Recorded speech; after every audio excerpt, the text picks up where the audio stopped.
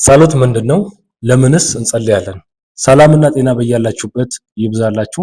ዛሬ ስለ ጸሎት ጥቂት ነገር አብረን እናያለን። የትም ሳትሄዱ ቪዲዮን እስከመጨረሻው ድረስ እንድትከታተሉኝ በጌታ ፍቅር እጠይቃችኋለሁ። እንደዚሁም ደግሞ ሰብስክራይብ ያላደረጋችሁ ሰዎች ሰብስክራይብ ቻናሌን እንድታደርጉልኝ እጠይቃችኋለሁ። ጸሎት ምንድነው? ስለ ጸሎት ስናነሳ በክርስትና ህይወት ውስጥ ላለን ሰዎች እንደዚሁም ደግሞ ለመንፈሳዊ ህይወት ውስጥ ላለን ሰዎች ጸሎት ግዴታ ነው። ስለዚህ አንድ ሰው መጸለይ አለበት። ስለዚህ ሲጸልይ ደግሞ የጸሎትን ትርጉምና ዓላማ ማወቅ አለበት። አንድ ሰው የጸሎትን ትርጉምና ዓላማ አውቆ ቢጸልይ በህይወቱ ላይ መሰረታዊ ለውጦችን፣ አዳዲስ ነገሮችን ሊያይ ይችላል። ጸሎት ማለት ከእግዚአብሔር ጋር መነጋገሪያ ነው። እንደዚሁም ልባችንን ለእርሱ መክፈት፣ እርዳታን መጠየቅ፣ ምስጋናን ማቅረብ ነው ጸሎት ማለት። ለምን እንጸልያለን ለሚለው ከእግዚአብሔር ጋር ግንኙነት ለማጠናከር ነው። ከእግዚአብሔር ጋር አሁን ግንኙነት ካለን ያንን ግንኙነት ለማጠናከር እንጸልያለን። እንደዚሁም ደግሞ እርዳታን ለመጠየቅ አንድ ሰው ይጸልያል። ምስጋናን ለማቅረብ ይጸልያል። ስህተታችንን ለመናዘዝ ወይም ደግሞ ለማስተካከል ጸሎትን እንጸልያለን ማለት ነው። ስለዚህ በተደጋጋሚ ድካም ካለብን፣ በተደጋጋሚ ችግር ካለብን ያንን ችግር ለመቅረፍ ለማስተካከል ጸሎት ይረዳናል ማለት ነው። እንደዚሁም መጽሐፍ ቅዱስ እንድንጸልይ ይነግረናል። ስለ ሁሉ ነገር በጸሎት እግዚአብሔርን ጠይቁ ይላል ፊልጵስዩስ 4:6 ላይ ማለት ነው። እንድንጸልይ መጽሐፍ ቅዱስ ራሱ የእግዚአብሔር ቃል ራሱ ያሳስበናል ማለት ነው። በእግዚአብሔር ፊት ደግሞ የጸለዩ በመጽሐፍ ቅዱስ ታሪኮች ብዙ ሰዎች አሉ፣ ነቢያት አሉ። ዳዊት በእግዚአብሔር ፊት በመጸለይ መዝሙራትን ተቀብሏል። ብዙ መዝሙራትን በጸሎት ነው የተቀበለው። እንደዚሁም ደግሞ ዳንኤል ስለ እስራኤል ሕዝብ በእግዚአብሔር ፊት በቀን 3 ይጸልይ እንደነበር በመጽሐፍ ላይ እናያለን። በዚህም ጸልዮ ለእስራኤል ሕዝብ የጸለየውን መልስ እግዚአብሔር ለዳንኤል ሰጥቶታል። እንደዚሁም ነቢያት ጸልየዋል። ነቢያት በመጸለይ ትልልቅ ትንቢቶችን ጽፈዋል። ያም ትንቢት ተፈጽሟል። እንደዚሁም ደግሞ ጌታችን ኢየሱስ ክርስቶስ በአዲስ ኪዳን ይጸልይ እንደነበረ ሌሊቱን ሁሉ ወደ ተራራ ወጥቶ ሲጸልይ እንደሚያድር እንደዚሁም ደግሞ ትጉና ጸልዩ እንዳለም እንደዚሁም ደግሞ ጸሎትን ለደቀ መዛሙርቶቹ እንዳስተማረ መጽሐፍ ቅዱስ ይነግረናል። እንደዚሁም ስትጸልዩ በሰማያት የምትኖር አባታችን ሆይ በሉና ጸልዩ የሚለውን የሐዋርያትን ጸሎት አስተምሯቸዋል። ስለዚህ በተደጋጋሚ ደግሞ እንድንጸልይ መጽሐፍ ቅዱስም ይነግረናል። ጌታችን ኢየሱስ ክርስቶስም ነግሮናል።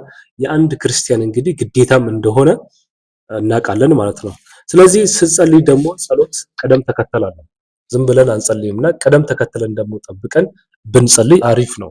ስለዚህ አንዳንድ መጽሐፍቶችን 4 ቀደም ተከተልን አስቀምጠዋል። አዶሬሽን የሚባለው ወይም ደግሞ አምልኮ፣ ሁለተኛ ደግሞ ኮንፌሽን የሚባለው ወይም ደግሞ ንስሐ፣ እንደዚሁም ደግሞ ታንክስ ጊቪንግ፣ እንደዚሁም ደግሞ ሳፕሊኬሽን ልመና።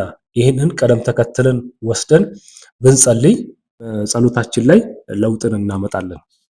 በተለይ ደግሞ እኔ የምመክራችሁ እዚህ ጋር እንዴት እንደምንጸልይ የሚለውን ቀደም ተከተልን የመጀመሪያ ታንክስ ጊቪንግ ነው። እግዚአብሔር እንዴት እንደዋለን፣ እግዚአብሔር እንዴት እንደጠበቀን፣ በምህረቱ በቸርነቱ እንዳቆየን እሱን እያሰብን ከስንት ነገር እንዳስመለጠን እኛ እናውቀዋለን። እንግዲህ ያለፍነውን ችግራችንን እንዴት እንዳስመለጠን፣ ጠላትን እንዴት እንዳስመለጠን፣ እንዴት በቀን ውስጥ እንደዋል ብዙ ነገር በሰላም ጤንነትን ማግኘት ማለት ትንሽ ነገር አይደለምና ትልቅ ነገር ነውና ስለዚህ እሱን እያሰብን እግዚአብሔርን እናመሰግነዋለን።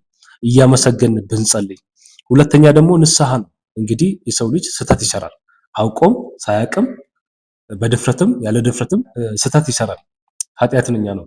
እንግዲህ ጳውሎስም ብሏል ማንም ኃጢአተኛ አይደለም ቢል እሱ ውሸታም ነው ይላል። ምክንያቱም ሁሉ ኃጢአት ሰርቶልና የእግዚአብሔርም ክብር ጎሎታል። የእግዚአብሔር ክብር ከጎደለው በኋላ ነው የሰው ልጅ ኃጢአትን ይሰራል። ስለዚህ ኃጢአተኞች ነን። በቃ ኃጢአትን እንሰራለን። አውቀንም ሳናውቅም እግዚአብሔርን እናስቀይመዋለን።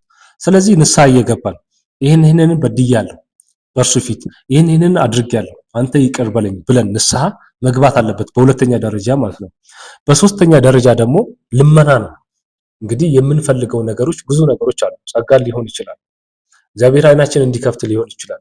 መንፈሳዊ ለውጥ እንዲያሻሽልልን፣ ዕውቀታችንን እንዲያሻሽልልን፣ ስብከታችንን እንዲያሻሽልልን፣ ዝማሬያችንን እንዲያሻሽልልን ሊሆን ይችላል። እንደዚሁም ደግሞ የገንዘብ ችግር ሊሆን ይችላል።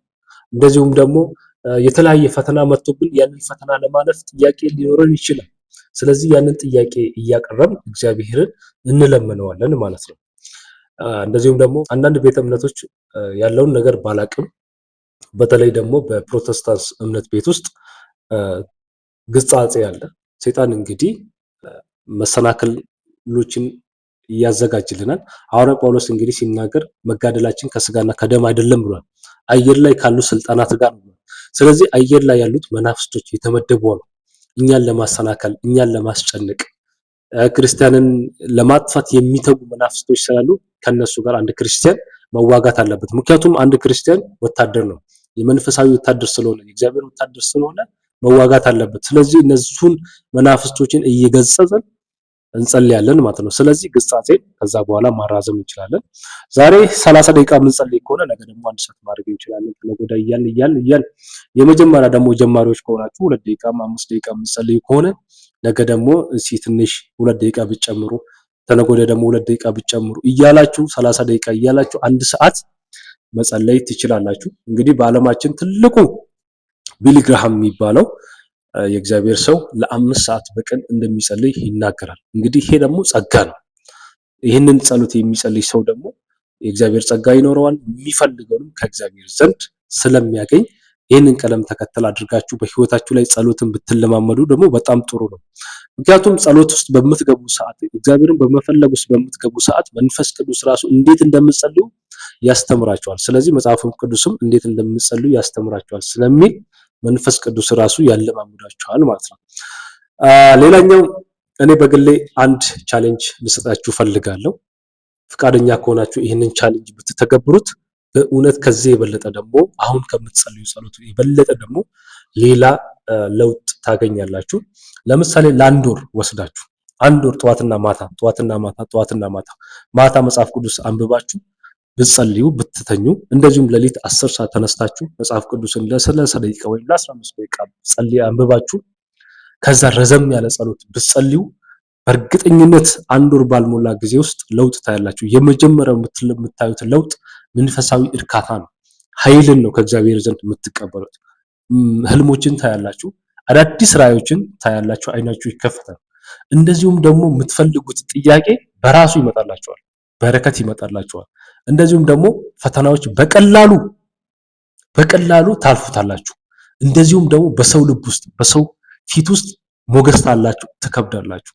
ስለዚህ 1 ወር አድርጉት ከተቻለ፣ ካልተቻለ ደግሞ 15 ቀን ሞክሩት። ይሄ ልምድ ደግሞ ስለሚቀጥል ከቀጠለ በኋላ ለቀጣይ ህይወታችሁ ለቀጣይ ዘመናችሁ ደግሞ ማንም በዘመናችሁ የማይቋቋማችሁ ሰዎች ትሆናላችሁና ይህንን ቻሌንጅ ወስዳችሁ ብትተገብሩት ለውጥ ይመጣል። ከለውጥ በኋላ ደግሞ እግዚአብሔር ምስክሬ ነው ለምስጋና ትቆማላችሁ። ስለዚህ ጸሎት ካልቀረ፣ ክርስቲያን መሆን ካልቀረ፣ መንፈሳዊ መሆን ካልቀረ እንዲህ ነው መሆን ያለባችሁ። ስለዚህ መሃል ቦታ ደግሞ ከመሆን ወደ መንፈሳዊ መጠጋት ነው እና መጽሐፍ ቅዱስም ይላል በራድ ወይ ትኩስ አልሆንክም ለብ ብለሃል። ለብ ያለ ውሃ ደግሞ ለሆድ ያስቸግራል። ስለዚህ ከአፌ ልተፋ ነው ይላል። ስለዚህ በህይወታችሁ ላይ ደግሞ ደካማ ሆናችሁ ከመቀጠል ይልቅ ጠንካራ ሆናችሁ መታችሁ ብትቀጥሉ አሪፍ ነው። ይህንን ደግሞ ጠንካራ ለመሆን ደግሞ እስካሁን የነገርኳችሁ ነገር ትክክለኛ ነው፣ ምስክር ነው። ስለተከታተላችሁ አመሰግናለሁ። እንግዲህ ቪዲዮውን ላይክ፣ ሰብስክራይብ በማድረግ አበረታቱኝ። በቀጣይ ደግሞ በምትፈልጉት ነገር ይዤላችሁ ልመጣ እችላለሁ። ካልሆነም ደግሞ ባሰብኩት ነገር ስለምመጣ እንገናኛለን። መልካም ቀን።